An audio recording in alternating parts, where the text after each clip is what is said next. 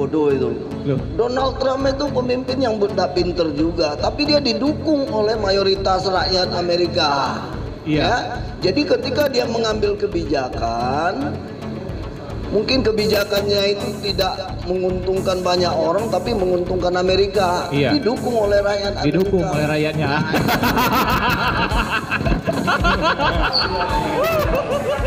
Gimana nih Pak? Ini salah satu versi demokrasi Pak. Karena demokrasi. Iya. Sistem pemerintahan kan ada kerajaan. Kami lihat Belanda, Nah, Inggris, jadi, Malaysia. iya. Itu juga ada kerajaannya, enggak masalah. Iya. Dan dia negaranya itu sebesar Jawa Tengah, Heeh. tapi lebih maju.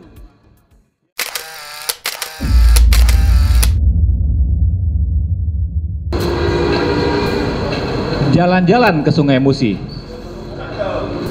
Jangan lupa membeli terasi. Sebelum kita mencari pemimpin negeri, ayo ikutin diskusi ini. Asik. Oke. Halo sahabat catatan jurnalis. Terima kasih udah mampir lagi di channel ini. Tadi sebelum dimulai tadi udah saya singgung sedikit kan. Artinya diskusi kita hari ini adalah tentang bagaimana mencari pemimpin masa depan yang memang ideal untuk memimpin Indonesia ke depan di tingkatan presiden maupun di tingkatan provinsi, gubernur maupun di tingkatan kabupaten kota, bupati dan wakil bupati ke depan. Diskusi saya hari ini sangat menarik karena sahabat catatan jurnalis hari ini kita kedatangan tamu istimewa. Ini beliau ini adalah akademisi dari Universitas Sriwijaya yang alhamdulillah hari ini meluangkan waktunya untuk kita sama-sama berbagi ilmu dan pengalaman kepada kawan-kawan sahabat catatan jurnalis. Jadi kita akan melihat calon pemimpin ideal masa depan itu melalui dua perspektif. Perspektif pertama itu kita lihat dari sisi politik, dan yang kedua kita lihat dari sisi sejarah. Nah, ini dari pertamanya ini udah kelihatan bahwa ini akan terjadi pertengkaran dan memang perdebatan yang seru. Kita harapkan semua teman-teman yang hadir di sini juga dapat menyimak dan memang ini menjadi ruang diskusi kita bersama. Tamu saya hari ini adalah Bapak Zulfikri Sulaiman. Ya, ini dari praktisi politik nanti yang akan menjelaskan tentang bagaimana memilih pemimpin ideal. Dan yang kedua adalah Bapak Supriyanto. Oke, udah dikasih jempol bro. Kita kasih tepuk tangan dulu nih untuk dua narasumber kita yang sudah berkesempatan hadir hari ini. Ya, sebelumnya juga nih teman-teman ya, di sebelah kanan saya ini juga ada banyak akademisi yang mengamati diskusi kita hari ini. Ada, ya oke, itu Pak Yoyo. Dan itu juga Pak Danto dan teman-teman juga. Nah, ya. Oke. Jadi kita langsung aja nih teman-teman ya, bahwa dalam mencari pemimpin masa depan itu tidak sesederhana yang kita pikirkan memilih terus kita mendapatkan hasil pemimpin yang menang. Ya, kita nggak cukup menang ya Pak ya. Iya, tapi kita memang perlu pemimpin-pemimpin yang kredibel, yang berani, yang tangguh. Bagaimana menakodai bangsa ini ke depan. Saya mau bertanya dulu sama Pak Supriyanto. Wah, ini Pak Supriyanto, kita tanya dulu nih Pak. Dari perspektif sejarah sendiri, silakan mic-nya Pak. Iya. Terima kasih. Assalamualaikum warahmatullahi wabarakatuh. Kami pun punya pantun. Wah. Talang betutu kilometer 9. Asik. Biar buntu, yang penting penampilan. Siap. Jadi, kalau kita bicara pemimpin, Siap. itu kan kita melihatnya katanya dari sejarah. Iya Pak. Dari pemimpin itu intinya dari politik itu hakikatnya kekuasaan. Kekuasaan. Ya, politik itu kekuasaan, bagaimana cara mengatur negara. Nah, nanti Pak Yul bisa lebih lanjut. Kepemimpinan itu kan ada dua kalau mau Weber itu. Ada tradisional dan ada modern. Nah, yang tradisional ini yaitu pemimpin kerajaan-kerajaan atau disebut prakapitalis. Prakapitalis. Kalau modern itu kepemimpinan kapitalis. Nah, ini mungkin akan lebih jelas ini. Ya, oke, kita prakapitalis dulu nih Pak. Ya. Iya, kita dipimpin pada era itu dipimpin oleh era prakapitalis. Ya, prakapitalis zaman tradisional itu biasanya sebenarnya kalau Marx itu ada 6 tingkatan, tapi kalau Weber cuma 2. Prakapitalis ini seperti kerajaan-kerajaan.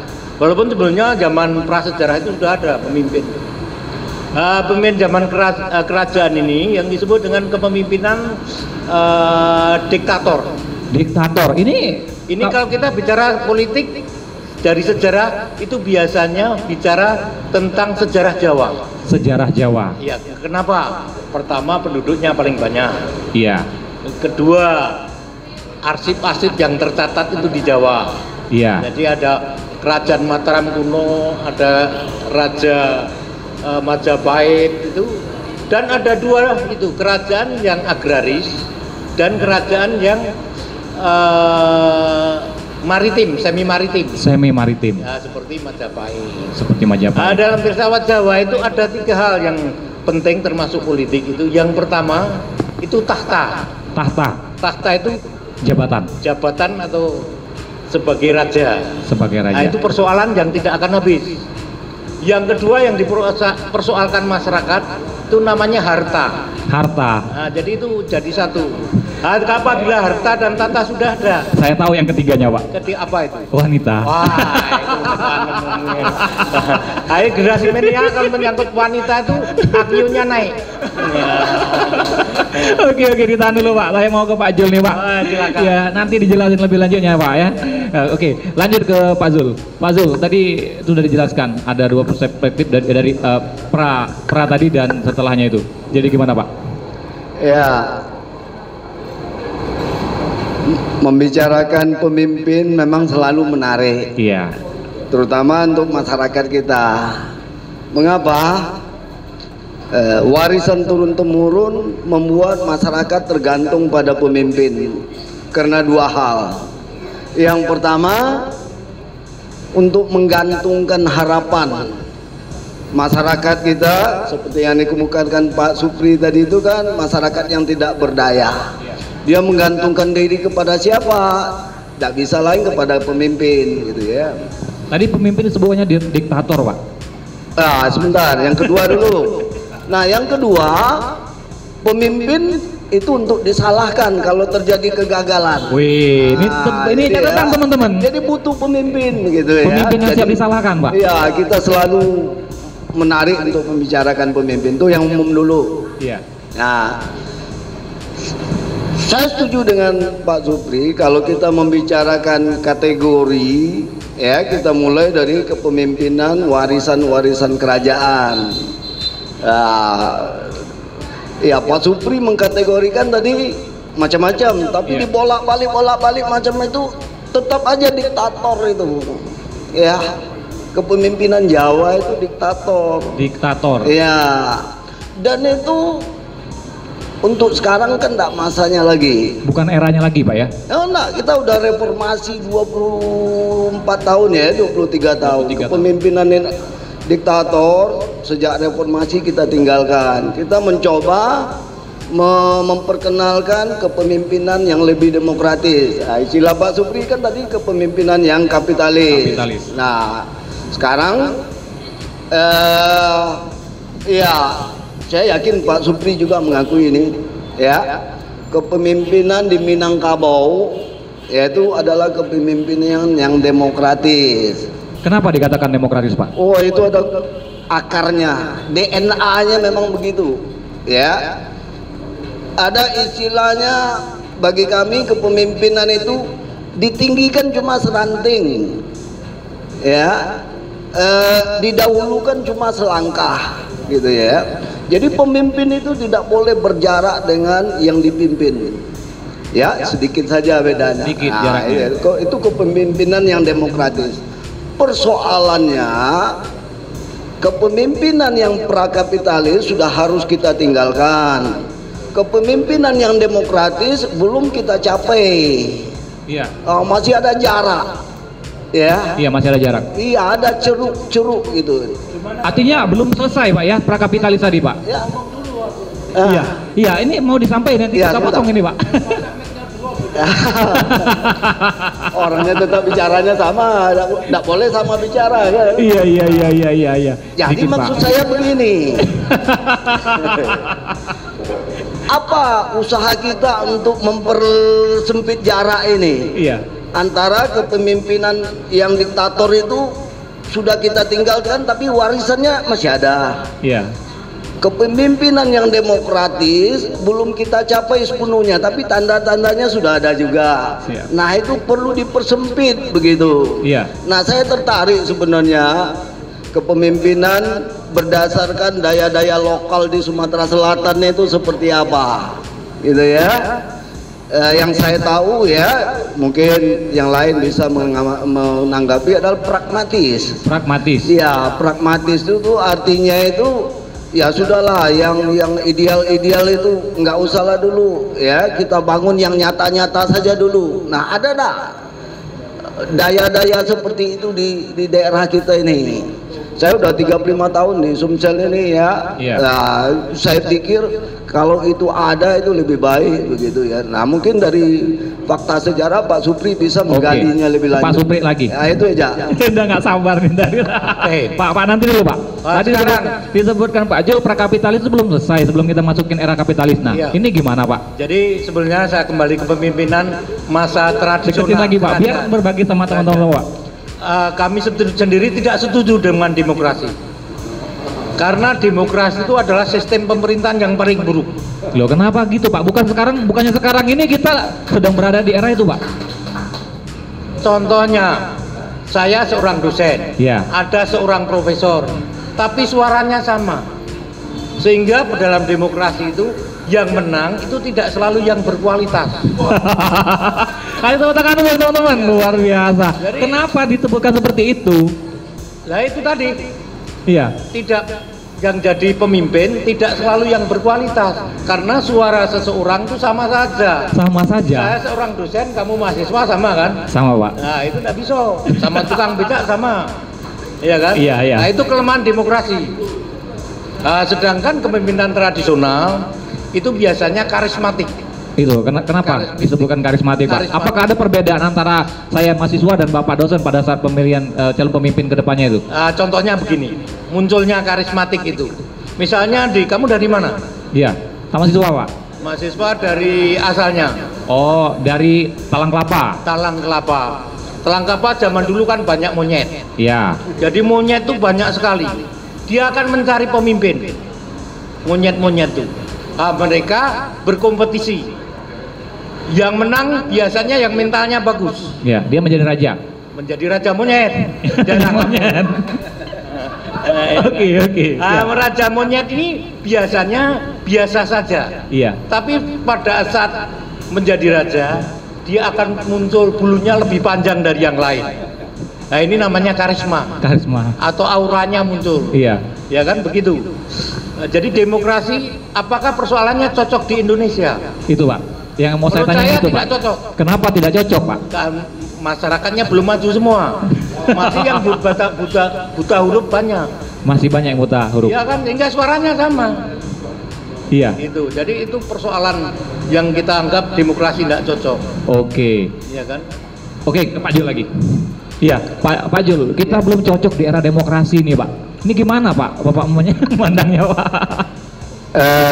Itu salah satu pendapat. Iya. Bahwa demokrasi adalah pemerintahan yang buruk gitu ya. Nah, tapi saya sambung. Iya. Buruk bener, Pak? Kata Winston Churchill, Iya. memang benar. Tapi masalahnya tidak ada bentuk pemerintahan yang lain yang lebih baik dari demokrasi gitu loh. Oh, iya.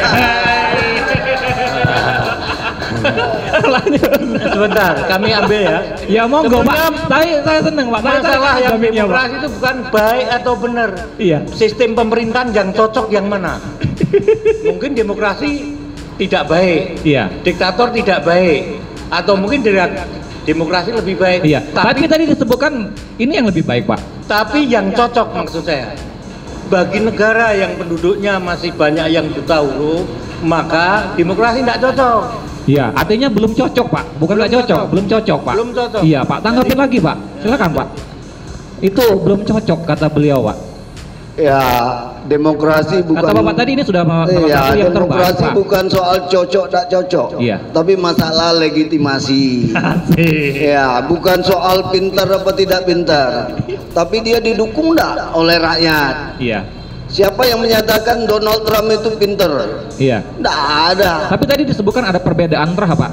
Apanya? Ya, perbedaan terah artinya kan antara siswa, mahasiswa dan dosen dan lain-lain itu dibedakan. Iya. Tapi ketika di demokrasi artinya Benar. hal itu disamaratakan. Nah, itu kan menurut pendapatnya. Ya, ya, oke, aku setuju itu ya. Tapi masalahnya demokrasi itu soal legitimasi. Pijaannya kuat lah gitu loh. Iya. Bisa saja yang terpilih itu adalah pemimpin yang bodoh. Bush itu pemerintah. Loh. Donald Trump itu pemimpin yang tidak pinter juga, tapi dia didukung oleh mayoritas rakyat Amerika. Iya. Ya? Jadi ketika dia mengambil kebijakan, mungkin kebijakannya itu tidak menguntungkan banyak orang, tapi menguntungkan Amerika. Iya. Didukung oleh rakyat Amerika. Didukung oleh rakyatnya.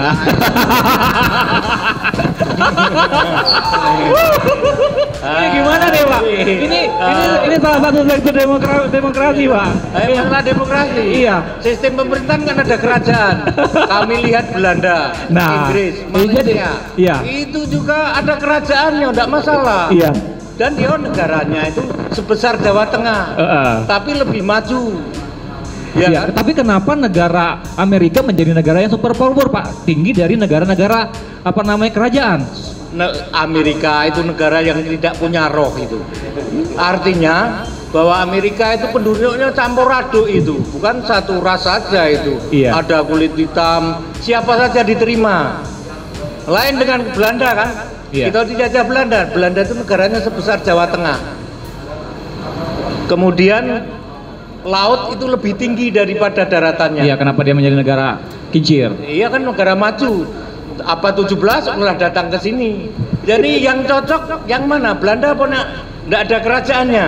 Iya. Ternyata sampai sekarang cocok. Inggris juga ada. Ada kerajaannya. Iya kan? Iya. Nah, itu persoalannya. Iya. Kenapa di Indonesia dihapus? Oke. Sekarang kan Indonesia negara kepulauan, Pak. Bukan negara kincir seperti di Belanda maupun di Amerika, Pak. Ya kan? Ya. Nah, ini perspektif Bapak sebagai sejarah. Ini kalau melihat dari sejarah kerajaan Sriwijaya, ini negara maritim, Pak. Negara Sriwijaya itu jangan salah. Sriwijaya itu negara, di situ negara yang tidak punya tidak punya tempatnya berpindah-pindah. Artinya rajanya itu raja laut dan orang laut. Iya tuh. Jadi dia tinggal di laut itu. Iya, berpindah-pindah. Iya, berpindah kan Thailand, Jambi, kebetulan saja. Secara politik Palembang itu sudah membaptis bahwa Sriwijaya itu ada di Palembang, kalah Iya. dulu. Iya. Sebenarnya ribut itu Jambi, Thailand. Jadi itu secara politik saja. Secara politik saja. Iya. Jadi Sriwijaya, kalau Palembang tidak ada Sriwijaya, tidak ada rohnya, tidak ada unsri bolong. Kita mungkin Pak Jul, tanggapin nih Pak Jul. Nggak ada Sriwijaya, nggak ada unsri bolong. Ya, kalau soal pemerintahan mana yang cocok, saya setuju. Iya. Artinya begini. Ya, tapi kan pemerintahan itu berpengaruh dari figur pemimpinnya, Pak. Iya. Nah, makanya cocok tuh tergantung pada pemimpin ya. Iya, ini kita berbicara tentang Indonesia. Iya. Yang memang kita tahu historis sejarahnya negara kita ini bekas dijajah. Ya. Dari yang disebutkan Ya. Pak Supri tadi. Ya, jadi saya tawarkan istilah pemimpin yang demokrasi terpimpin. Tergantung kepada pemimpinnya. Iya. Ya, otoriter, oke, tapi kan berproses terus begitu ya, dicocokkan dengan keadaan. Nah, kalau kita mestinya dulu ya Pak Harto itu ya, di zaman Orde Baru itu kerannya itu dibuka sedikit-sedikit gitu ya. Nah, jangan ditutup terus ya. Maju pendidikan, buka sedikit. Maju lagi pendidikan, ekonomi, buka lagi sedikit gitu ya. Kalau terjadi seperti itu, saya yakin Pak Harto itu akan berhenti dengan nama baik begitu ya. Iya. Contohnya ada Lee Kuan Yew di Singapura kan begitu. Iya. Ya. Jadi jangan sama sekali ditutup. Nah, itu yang dimaksud dengan demokrasi terpimpin. Demokrasi terpimpin. Ya, tapi bukan demokrasi terpimpin Orla ya. Iya. Nah, ini demokrasi terpimpin yang yang seperti yang saya istilahkan itu. Nah, Iya. gitu kira-kira aja. Jadi saya setuju lah dengan Pak Supri ya. Yang Bukan, cocok. tepuk tangan dong sama Pak Supri nih, untuk Pak Supri nih. Oke, Pak Supri. Terima kasih. Jadi sebenarnya zaman Pak Jadi mengakui, Pak. setengah mengakui. Sebenarnya enggak terima. Sebetulnya nggak terima, Pak ya. Masa demokrasi sampai 30 tahun jadi presiden? Iya. Di sistem pemerintahan demokrasi kan bukan macam itu. Nah, Ada jabatan 2 kali. ada batasan-batasannya, Pak ya. Atau itu kan sampai berulang sampai 30 tahun. 32 tahun. Saya bukan demokrasi itu. Tapi tidak tahu kalau istilah politik tanya demokrasi. Ya, demokrasi itu mungkin munculnya 98 itulah. Iya. Itu sedemokrasi di Indonesia. Iya, di 98 itu banyak muncul sekali pro politik, Pak, partai-partai politik, Pak. Iya. Ada sampai sekitar 48 partai politik. Nah, Iya. tapi kalau saya bagi Indonesia cocok mana? Ya cocok model Pak Harto itu. Tidak Oh. model Tapi kan otoriter, Pak. Iya, tidak masalah. Yang Iya. penting yang cocok, bukan Yang- yang baik. Oh, yang cocok, Bro, bukannya baik. Oke, lanjut Pak Jul. Ya, saya setuju. Pada mulanya cocok seperti Pak Harto. Iya. Pada mulanya. Tapi kebutuhan kita sekarang kan Tapi beda, Pak. Pak Harto kan mencerdaskan bangsa Indonesia, memajukan ekonomi Indonesia.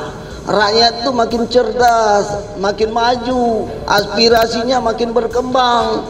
Nah, ketika itu dikemukakan, kata Pak Harto kaget dulu, gitu kan? Iya, Nah, nanti. tidak cocok. Jadi Pak Harto tidak sadar dia.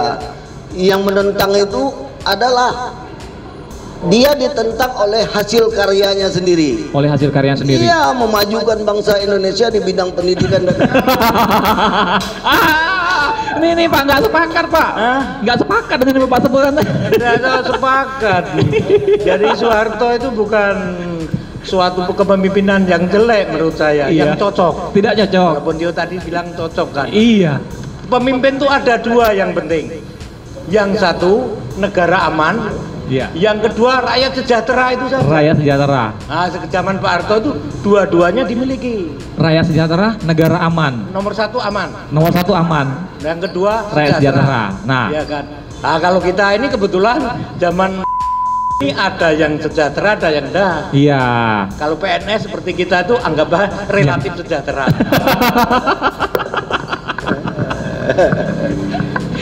Oke Pak Jul, ini nyambung nih Pak Jul. Pasca demokrasi 98, reformasi 98, di mana pilpres, pemilu itu sudah sedikit sekali kader-kader pemuda bangsa ini yang ikut maju berkompetisi. Apakah kita sudah mengalami krisis itu, Pak? mungkin tidak sampai kepada krisis ya. Iya. Tapi ya saya ya prihatin memang ya. Terutama dari golongan anak-anak muda itu tidak peduli atau kurang peduli pada kehidupan bersama sebagai satu bangsa ya.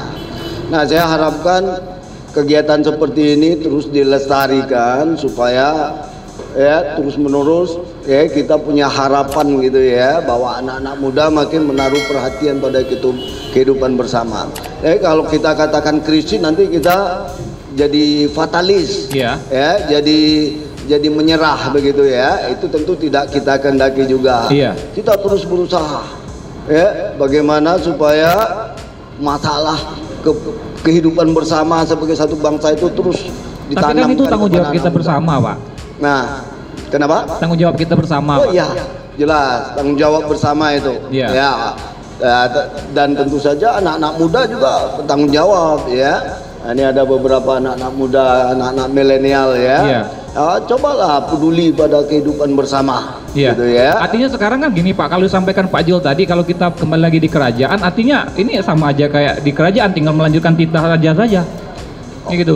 Anak-anaknya gitu kan?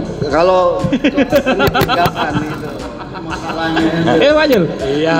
Gimana, Pak Supri? Sistem kerajaan kan seperti Belanda ada, Inggris Iya. ada. Jangan harus ada perbaikan sesuai kebutuhan. Iya. Iya kan? Kalau zaman dulu kerajaan tuh raja di Jawa itu seperti keturunan dewa, tidak bisa disalahkan. Nggak bisa disalahkan, Tidak Pak. pernah salah. Iya. Iya kan?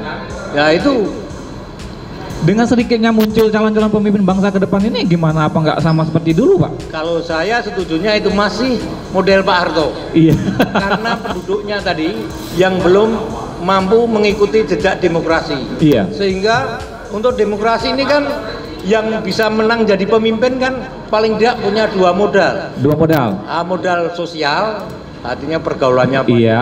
Punya jaringan, dan modal keuangan. Iya, tepat. finansial. Hingga beli kan? Iya. Itu kan sudah bukan rahasia lagi. Sudah nggak rahasia lagi Pak ya? Iya, itu demokrasi itu. Oke. Pemilihan yang sekarang ini. Kalau balikkan kerajaan mungkin lain soal itu. Lain lagi. Dan biaya untuk pemilihan lebih minim Pak. lebih minim, lebih Iya. minim. Mungkin begitu Pak Yu. Artinya Bapak menyebutkan kalau demokrasi lebih boros Pak Lebih boros dalam hal pemilihan. dalam hal pemilihan. Pemilihan. Hasil yang dihasilkan dari demokrasi itu sendiri menurut Bapak bagaimana? Kurang bagus demokrasi ini. Dikatakan petani-petani tadi mengalami kesulitan pupuk. Kesulitan Ternyata pupuk. ada modus. Iya. Berarti sistem pemerintahan itu tidak bisa kontrol. Tidak bisa ngontrol. Coba kalau sistem diktator dari pucuk langsung, Iya. kontrolnya kemungkinan diperbaiki sehingga petani-petani akan lebih sejahtera. Oke Pak, nanti dulu Pak ya segmen ini Pak ya. Jadi teman-teman, ini udah banyak yang datang ke sini ya. Kita nanti dulu diputar kameranya. Nanti dulu Pak. Ini dulu Pak ya. Jadi banyak yang hadir di sini. Saya berharap ada partisipasi dari teman-teman sahabat catatan jurnalis yang hadir di sini bertanya dari dua panelis kita ini. Ada Pak Zulfikir Sulaiman, ada dan Pak Supriyanto. Ya, silakan. Wih, ini. Sebutkan Iya, sebutkan nama. dari mana itu? Nama saya Ayub Trisna Bayu. Saya semangat ngelihat semangat yang para awet tua ini. Tadi istilah Bapak itu. Tapi dari pertanyaan saya cuma sederhana. Apakah Indonesia sekarang dengan demokrasinya membentuk raja-raja kecil dari undang-undang otonomi daerah dan mengerucut kepada kepemimpinan nasional hanya terah-terah itu aja? Sekian. Oke. Ada lagi? Ada dua pertanyaan mungkin? Di sebelah sana? Oh iya belum, satu dulu ya. Kayaknya nanti ya. Bapak jangan saling menguji Pak. Oke, ini kita kasih sama Pak Jul dulu ya. Otonomi daerah. Ini membentuk raja-raja kecil Pak. Justru membentuk raja-raja kecil, ya kan? Sebelum Pak Supri. Benar seperti yang disampaikan Mas Bayu itu. Ya, setelah reformasi yang terjadi adalah desentralisasi otonomi, tapi juga desentralisasi kekuasaan ke daerah-daerah. Ya, mengapa demikian? Ya, tahun 98 itu kita tanggung sebenarnya. Kita cuma sekedar melakukan reformasi. Reformasi artinya membentuk kembali, ya. Artinya apa? Orang-orang lama itu tetap ada, bahkan keluar ke daerah. Ya. Nah, kalau pada masa itu kita melakukan revolusi, kita cabut akar-akar kekuasaan Orde Baru sampai ke akar-akarnya, ya, seperti yang disampaikan Mas Bayu itu tidak akan terjadi gitu ya. Nah, kita orang Indonesia kan memang tidak boleh, tidak mau bersikap radikal gitu ya. Pokoknya ya sudahlah, reformasi sudah cukup gitu kan. Nah, akhirnya terjadi seperti yang disampaikan Pak Supri, kasih Pak Supri. Pak mau dicabut Pak sampai ke akar-akarnya Pak. Gimana Pak? Terima kasih. Pertanyaan bagus itu. Iya kan? Iya. Jadi memang itu seperti katakan Pak Yul itu. Tetapi kan di Indonesia itu kurang lebih ada 34 provinsi. Iya. Kalau mau bagus, buatlah negara 34 model Amerika. Federasi. Kan ada 50 kerajaan di Amerika Latin itu. Ya kan? Atau mau model Malaysia. Di Malaysia kan ada 9 kerajaan yang menjadi pemimpin itu bergilir itu. Tapi persoalannya seperti ya masalah lama itu, SDA-nya cukup enggak. Kalau Sumsel SDM-nya ada. Iya. SDN-nya kalau jadi pegawai bolos itu termasuk. Ini kan gimana Pak? Iya. Saya senang Pak Supri ngomong gitu karena dia mengakui bahwa demokrasi itu penting. Ya. aja. Iya. Nih, Ya. Ada 34 negara semestinya di Indonesia. Artinya negara federal. Federalnya itu ya demokrasi. Itu. Memang harusnya begitu, gitu ya. Nah. Kita lihat Malaysia. Ya. Malaysia itu kerajaan, ada 9 kerajaan. Apakah itu demokrasi? Satu kerajaan? Tidak. Jadi ada contoh lain. Nak ngikuti, makanya aku tawarkan, nak ngikuti Malaysia atau Amerika. Ya kan? Kita pilih. Kalau kita ngikuti Amerika, mari kita dirikan negara Sumatera Selatan. Misalnya. Iya. Kamu menterinya. Iya, Menteri Tenaga Kerja yang sering bolos.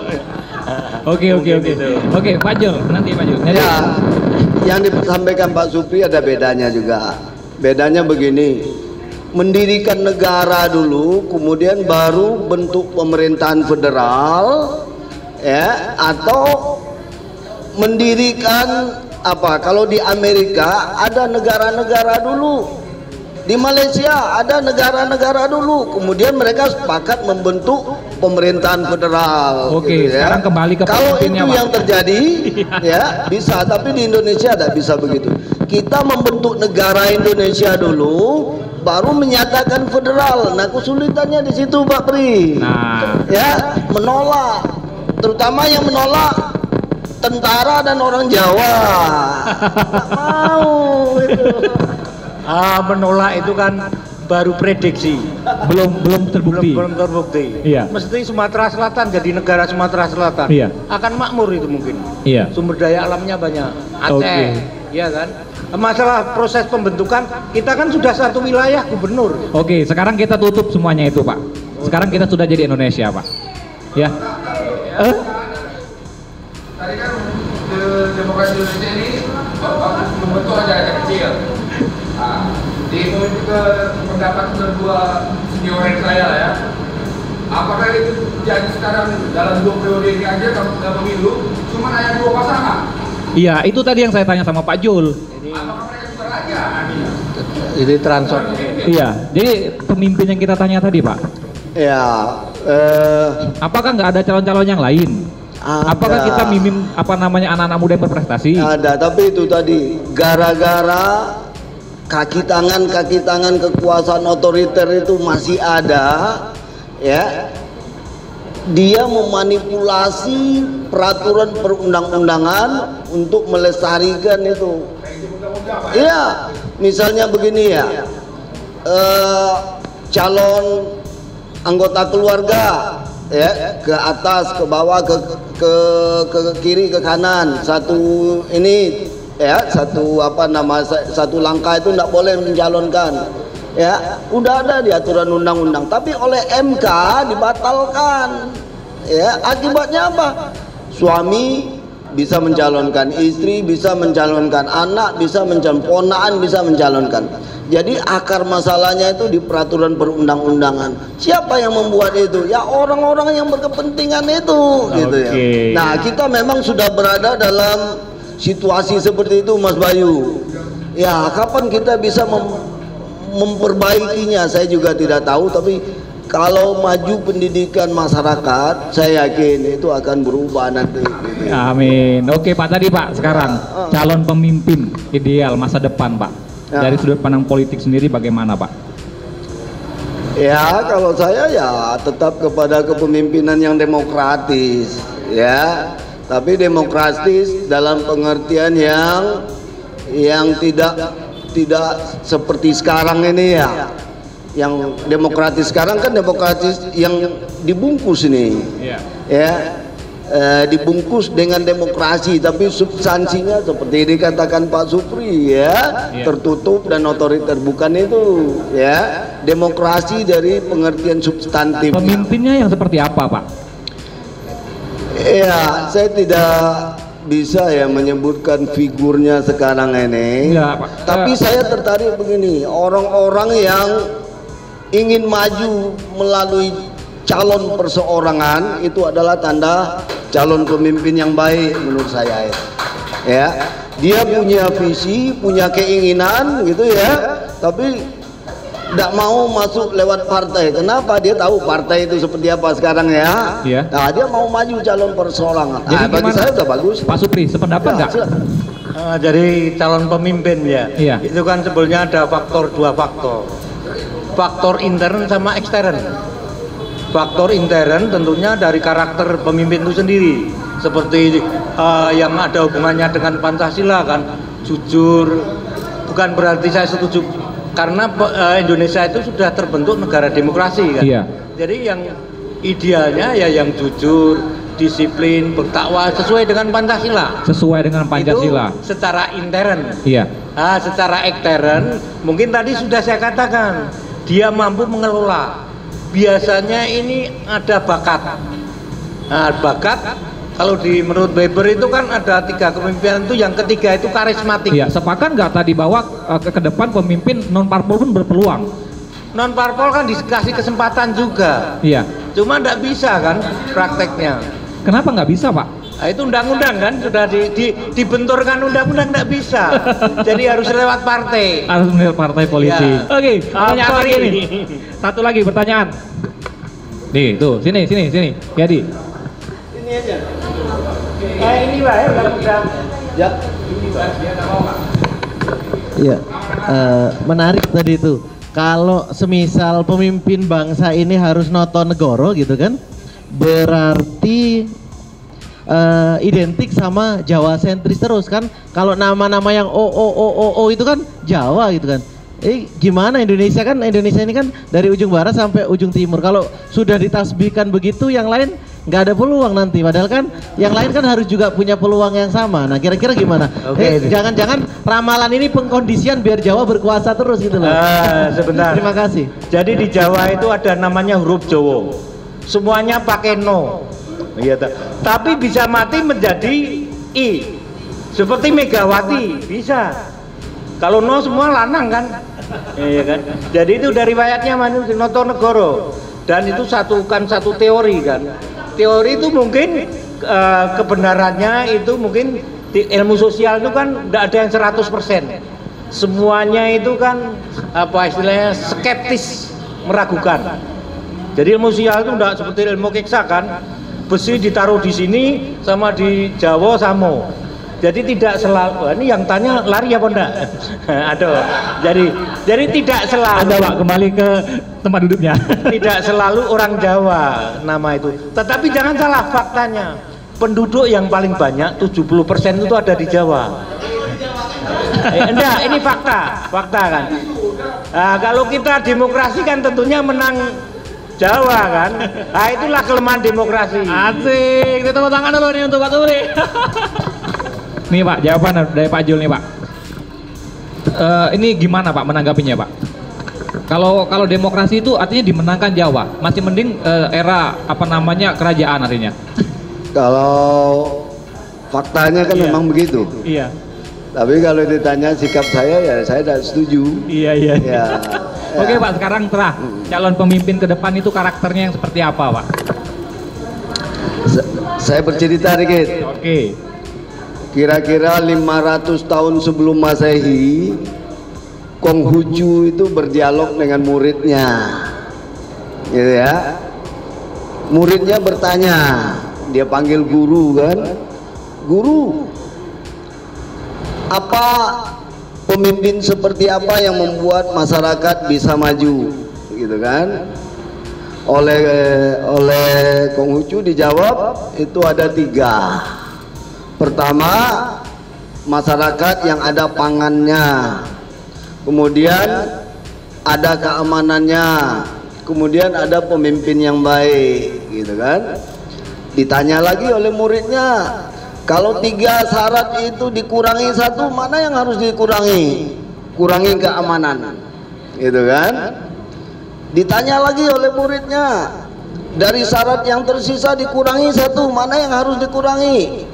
Kurangi pangan, gitu ya. Kesimpulannya apa? Suatu masyarakat biarlah terjadi kelaparan, biarlah marak kriminalitas, asal masih ada pemimpin-pemimpin yang baik. Nah, itu kata Konghucu, ya. Nah, persoalannya pemimpin yang baik seperti itu seperti apa, kan begitu ya dah. Nah, itu memang akan menimbulkan perdebatan ya. Tapi paling tidak gambarannya seperti itulah. Mendekati gitu lah. ya. Oke, Iya. silakan dari menutup nih dari Pak Supri. Iya, iya Pak. Pak Yul itu memberi contoh kepemimpinan. Pertama Konghucu. Iya. Konghucu itu agama itu. Jadi tokoh agama. Kedua Nabi Muhammad. Iya. Jadi pendekatannya agama. Iya. Menurut saya di Sumatera Selatan tidak relevan itu. Nah, sekarang mana yang cocok untuk Sumatera Selatan? Iya. Kita mengambil nilai-nilai kearifan lokal. Contoh paling jelas yaitu si pahit lidah. Itu contoh yang ideal bagi masyarakat. Karena apa? Cerita itu berkembang terus sehingga menjadi fakta sosial. Nah, sekarang bagaimana si pahit lidah itu kan pertanyaannya. Jadi ini khusus untuk Sumatera Selatan kan? Iya. Kalau Indonesia nanti itu Jawa kan? Oke. Spesifik ya, Pak. Ya, spesifiknya Sumatera Selatan. Oke. Akan mendirikan negara Sumatera Selatan. Paling tidak gubernur Sumatera Selatan. Iya. Kita pilih yang karakternya masyarakat Sumatera Selatan menghendaki seperti si pahit lidah. Kenapa Pak? Orangnya aku tuh lebih cocok bahasa Jawa itu. Monggo, Pak. Kalau bahasanya tuh garang. Garang. Ayo, emosinan. Iya. Selalu cari musuh. Mau menang sendiri. Setelah tidak ada musuh, saudaranya dimusuhi. Walaupun akhirnya menjadi baik. Iya. Nah, itu contoh yang ideal untuk Sumatera Selatan. Sumatera Selatan aja, Pak ya. Kepemimpinan Sumatera Selatan itu kan tidak ada rohnya. Kepemimpinan di Indonesia itu ada 3. Pertama Jawa. Jawa itu namanya Paku Bono. Jadi bumi itu dipaku, artinya diktator.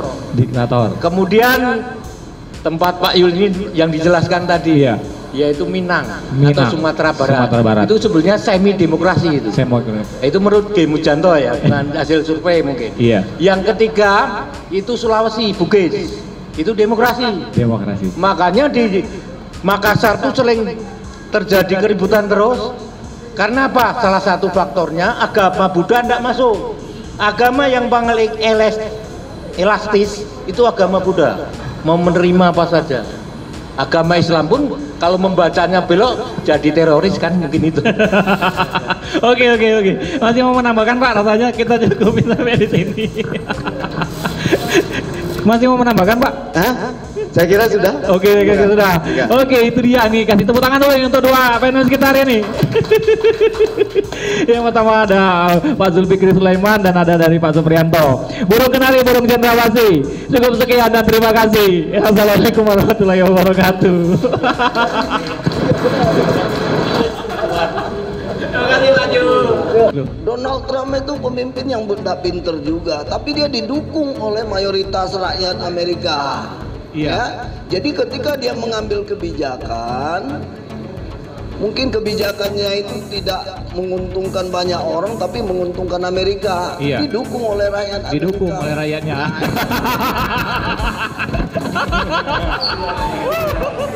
Gimana nih Pak?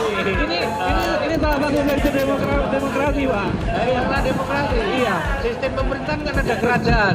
Kami lihat Belanda, Nah, Inggris, iya, Malaysia. iya. Itu juga ada kerajaannya, tidak masalah. Iya. Dan dia negaranya itu sebesar Jawa Tengah, Heeh. tapi lebih maju.